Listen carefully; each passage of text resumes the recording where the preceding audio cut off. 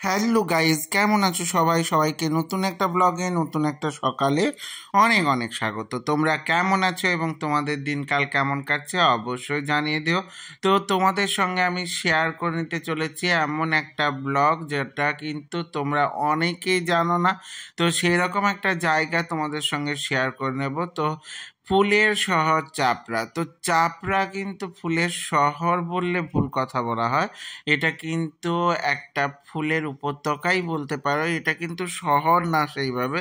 এটা রানাঘাট এরিয়ার মধ্যে কিন্তু বিস্তৃত। রানাঘাট স্টেশন থেকে নেমে তোমরা যে কোনো ভাবে, যেমন অটো টোটো এগুলো বুক করে কিন্তু চলে যেতে পারো। খুব বেশি টাইম লাগবে না, কাছাকাছির মধ্যেই দেখতে পাবে। এবং কত কত ফুল এবং কত কত গাছ দেখো, তো যেগুলো সবই ডেকোরেটিং এর কাজে ব্যবহৃত হয় সেরকম।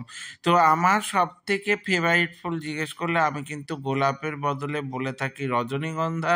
তাই তোমাদের সঙ্গে আমি প্রথমেই কিন্তু রজনীগন্ধার বাগানটাকেই দেখানোর চেষ্টা করেছি।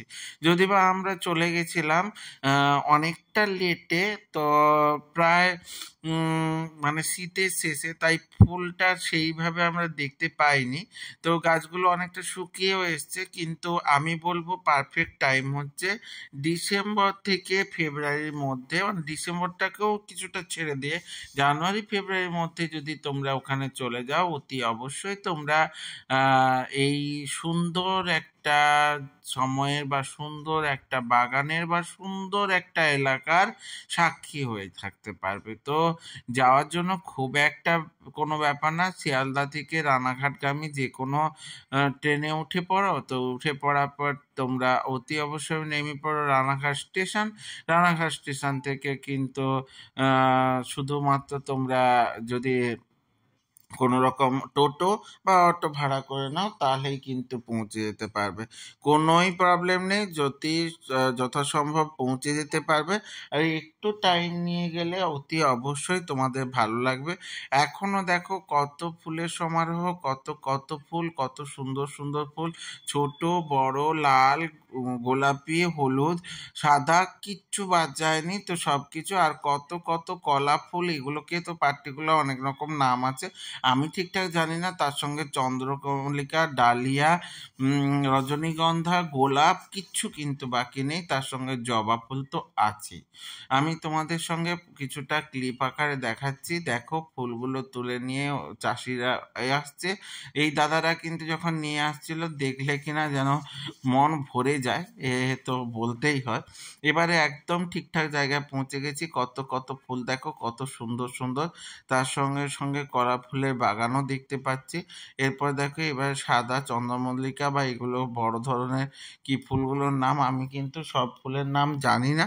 তো তোমরা জেনে থাকলে অতি অবশ্যই আমাকে জানিও যে এই ফুলগুলোর নাম কি। আমি কিন্তু পুরোটাই জানি না, তো তোমাদের সঙ্গে পুরোটাই ক্লিপ আকারে নেওয়ার চেষ্টা করেছি।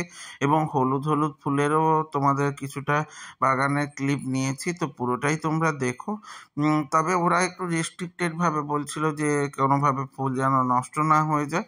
তো আমরাও ফুল নষ্ট করার জন্যই যাইনি, তো শুধুমাত্র আমরা ফুল দেখার জন্যই গেছি। তো সেইভাবেই দেখছিলাম। তো পুরোটাই ঘেরা ঘেরা দেওয়া আছে জাল দিয়ে। তো সেইভাবেই কিন্তু দেখানোর চেষ্টা করলাম। তোমাদের কেমন লাগছে বলো? ফুল দেখলে মন ভালো হয়ে যায় না এরকম কটা মানুষ আছে?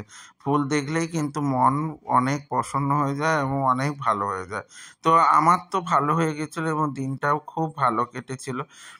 তো এই দিন একটা সুন্দর মুহূর্ত বা সুন্দর ফুলের বাগানের সাক্ষী হতে পেরে আমার খুব ভালো লেগেছিল। তো তোমাদেরকে আমি একটা সাজেশন দেব যে যদি পারো ডিসেম্বর থেকে ফেব্রুয়ারির মধ্যে যে কোনো একটা টাইম, তবে বলবো জানুয়ারিটা বেস্ট থাকবে। তো জানুয়ারির টাইমে কিন্তু এই চাপড়া শহরটা যেতেই পারো এবং ফুলের বাগান একবার পরিলক্ষণ করে আসতে পারো। আমি মেদিনীপুরের লোক, খিরাই হচ্ছে ফুলের শহর, তো সেখানেও সেটাও একটা বিশাল ব্যাপার। তো খিরাইয়ের সাথে সাথেও কিন্তু আমি বলবো তোমরা যদি পারো একবার চাপড়া ঘুরে এসো, ভালো লাগবে এবং সুন্দর লাগবে, সেটা তো অতি অবশ্যই তোমাদের বলতে পারি।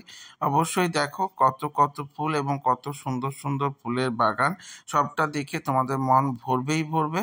আর তারপর দেখো কত কি গাছ এবং কত মানে সূর্যমুখী ফুল ফুটে আছে। তো আমার এই ব্লগটা ভালো লাগলে অবশ্যই লাইক কমেন্ট শেয়ার করে দিও, ইউটিউব থেকে দেখলে সাবস্ক্রাইব করে দিও। তো দেখা হচ্ছে নতুন ব্লগে নতুন সকালে, ততক্ষণের জন্য টাটা।